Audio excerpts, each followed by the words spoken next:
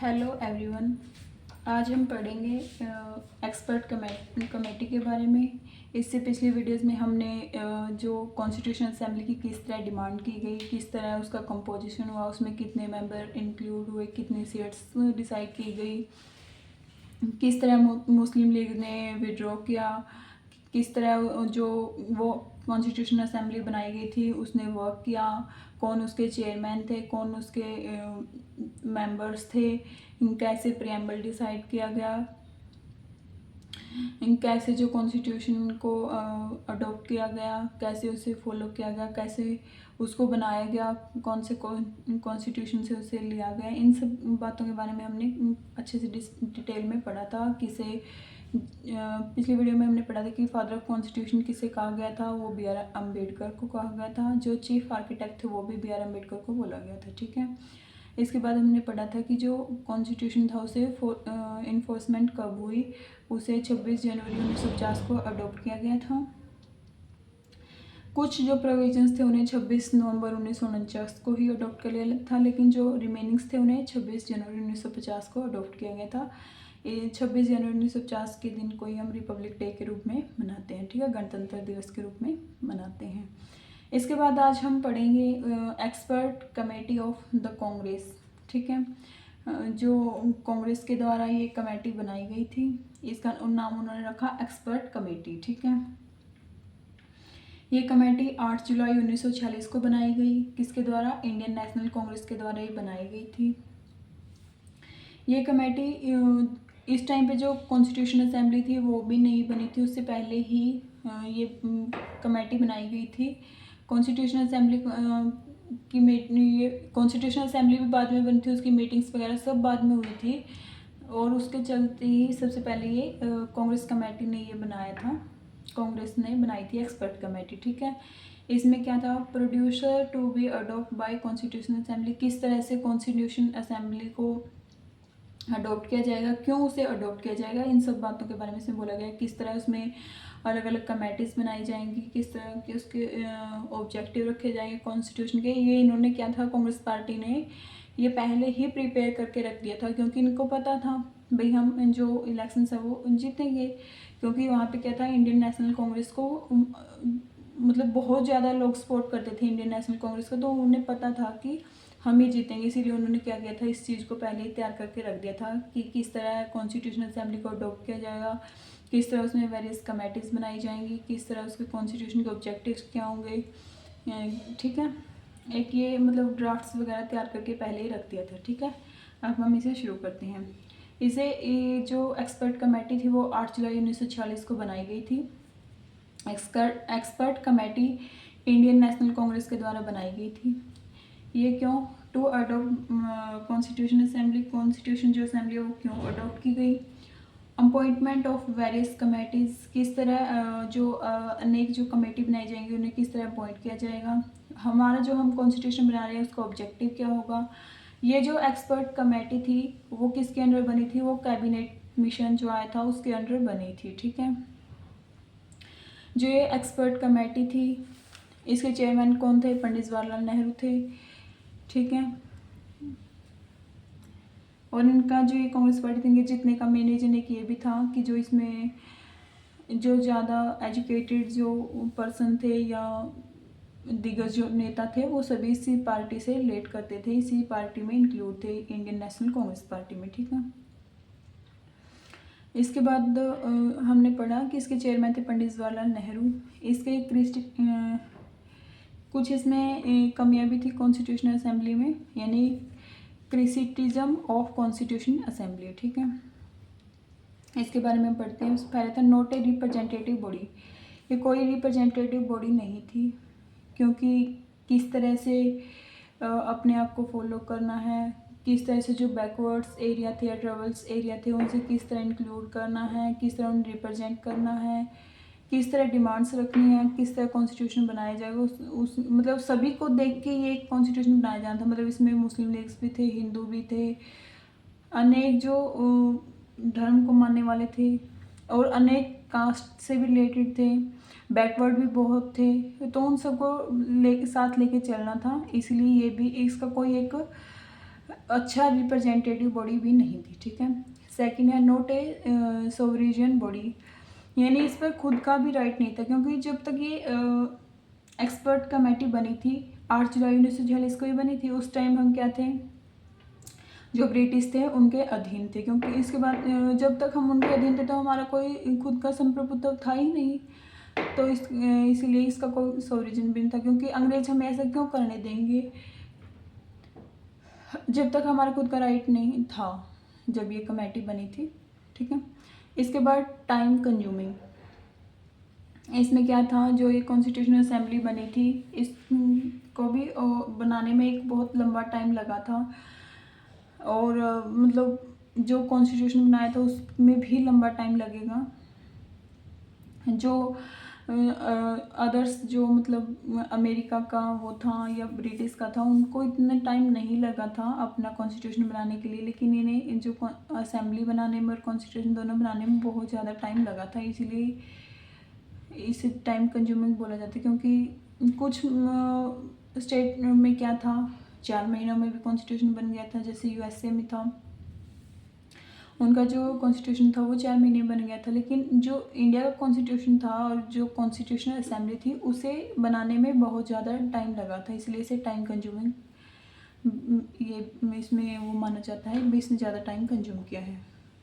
Dominated by Congress, इसमें क्या था, जो इंडियन नेशनल कांग्रेस थी उसका ज़्यादा अधिक वो था, क्योंकि सभी लोग उसे सपोर्ट करे थे, क्योंकि इसमें दिग्गज नेता भी सबसे अधिक इसी में थे, और उनको पता भी था, मतलब ये एक उनकी फ्रीडम के लिए अच्छा काम कर रहे थे, तो लोगों ने इसे बहुत हद तक सपोर्ट किया था, और इन्हें पहले इस बात का पता भी था, क्योंकि Gandhi ji, doctor B are Ambedkar, Pandit Jawaharlal Nehru, Sardar Vallabh भाई पटेल, डॉक्टर राजेंद्र प्रसाद, मतलब बहुत से ऐसे मेंबर्स थे जो इसमें इंक्लूड थे, तो लोगों को लगा भी हाँ ये कुछ करेंगे, ये अच्छे एजुकेटेड भी थे, तो लोगों ने इनका पूरा खुलकर साथ दिया था और उन्हें बहुत अच्छे तरीके से सपोर्ट किया था, क्योंकि यदि वो सपोर्ट नहीं करते तो अकेले ये भी कुछ नहीं कर सकते, तो उनका सपोर्ट करना बहुत जरूरी था, और उन्हें वो काम अच्छे तरीके से किया भी था, ठीक है।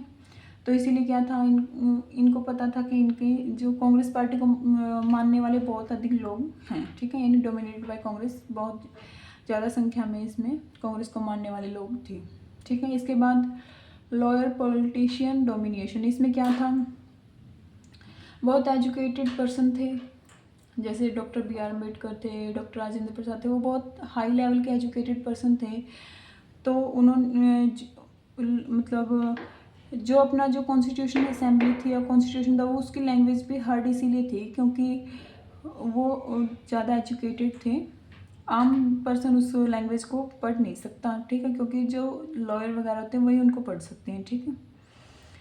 इसके बाद पढ़ते हैं हम डोमिनेटेड बाय हिंदूज, वहाँ पे क्या था, हिंदू भी ज़्यादा थे।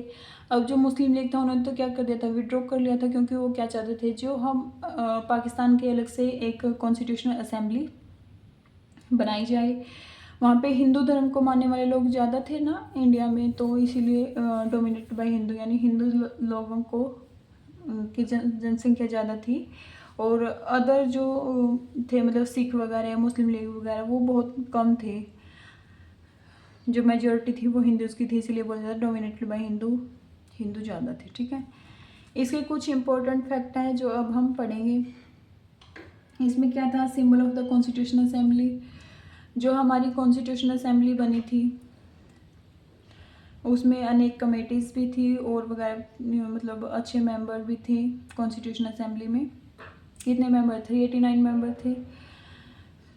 तो जो ये कॉन्स्टिट्यूशनल असेंबली बनी थी उसका एक अपना सिंबल था, वो क्या था, एलिफेंट का सिंबल था, क्योंकि एक बड़े साइज का कॉन्स्टिट्यूशन था और इसमें बहुत ज़्यादा संख्या में मेंबर्स थे, इसीलिए इसे एलिफेंट का सिंबल दिया गया था, ठीक है। इसके बाद कॉन्स्टिट्यूशन एडवाइज़र कौन थे, सर बी एन रॉय, इसके अच्छे एडवाइज़र थे, उन्होंने बहुत अच्छी सलाह दी थी कॉन्स्टिट्यूशन से रिलेटेड, ठीक है। इसके बाद secretary to the constitution assembly, secretary कौन थे, HVR अयंगर थे, ठीक है। जो चीफ ड्राफ्टमैन थे वो कौन थे, CN मुखर्जी थे। ये HVR अयंगर और SN मुखर्जी, ये तो लगभग सभी उसमें याद रखने आपको, ये सभी में मेंबर्स थे, ठीक है। कोलियोग्राफर ऑफ इंडियन कॉन्स्टिट्यूशन कौन थे? वो थे प्रेम बिहारी नारायण रजादा, ठीक है। इन्होंने क्या किया था? फ्लोइंग इटैलिक स्टाइल में इंडियन कॉन्स्टिट्यूशन को फॉलो किया था, यानी एक उसको फ्रेमवर्क जो तैयार किया था इटैलिक स्टाइल में उन्होंने तैयार किया था, ठीक है। ओरिजिनल वर्जन में क्या था इसमें?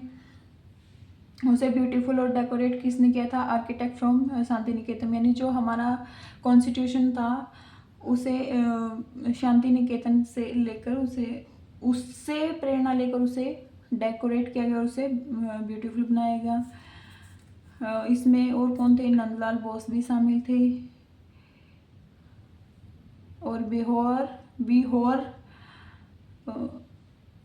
BR सिन्हा थे। BR जो सिन्हा थे वो भी इसके मेंबर्स थे, ठीक है। इन्होंने क्या था? BR जो सिन्हा थे उन्होंने जो हमारी प्रियम्बल थी, यानी जो हमारी प्रस्तावना थी, उसे भी ब्यूटीफुल बनाया था, ठीक है। किसने किया था? वो BR सिन्हा ने किया था इसे, ठीक है। इसके बाद कोलियोग्राफी हिंदी वर्जन, जो हमारा कॉन्स्टिट्यूशन था उसे हिंदी में कन्वर्ट किया था, वो वसंत कृष्णा विद्यायन ने किया था, ठीक है। और जो इल्यूमिनेशन किसने किया था उसका? नंदलाल बोस ने, यानी उसे और अच्छा डेकोरेट किया गया, जो कॉन्स्टिट्यूशन था उसे नंदलाल बोस ने किया था, ठीक है। और जो प्रियम्बल थी वो BR सिन्हा ने की थी, ठीक है। ये बात आपको ध्यान रखनी है। और कोरियोग्राफर कौन थे? प्रेम बिहारी नारायण रजादा थे, ठीक है। इन्होंने इटैलिक स्टाइल में उसे फ्रेम उसका तैयार किया था, ठीक है। इसके बाद हम पढ़ते हैं Hindu text of the constitution, जो हमारा जो कॉन्स्टिट्यूशन था उसे हिंदी में कन्वर्ट करना कब किया गया था? वो किस एक्ट के तहत किया गया था? कॉन्स्टिट्यूशनल असेंबली एक्ट 1987 के तहत उसे किया गया था। इसमें क्या था? आर्टिकल 394 थे, ठीक है। जो ये कॉन्स्टिट्यूशन तैयार किया गया था हिंदी में, उसका मीनिंग तो सेम था, सिर्फ उसकी लैंग्वेज को चेंज किया गया था, उसका मीनिंग में कोई चेंज नहीं किया गया था। और जो हमारा कॉन्स्टिट्यूशन है वो एक हार्ड और फ्लेक्सिबल है, उसे हम टाइम के अनुसार कुछ तो चीज़ें उसमें ऐसी हैं जिसे हम चेंज कर सकते हैं, कुछ ऐसी चीज़ें जिसे हम चेंज नहीं कर सकते, ठीक है। और उसकी लैंग्वेज भी हार्ड है, क्योंकि वो हाई जो एजुकेटेड पर्सन्स थे, उनके यानी पॉलिटिशियन थे, उन्होंने वो तैयार किया था, इसलिए उसकी हार्ड लैंग्वेज है, इसे नॉर्मल पर्सन उसे नहीं पढ़ सकते। यदि कोई लॉ वगैरह है, लॉयर है, वही इस लैंग्वेज को पढ़ सकते हैं, ठीक है।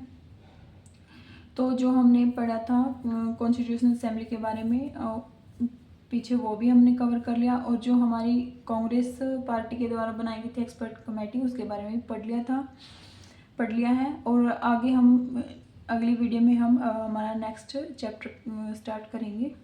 आई होप आपको अच्छे तरीके से समझ में आ गया होगा।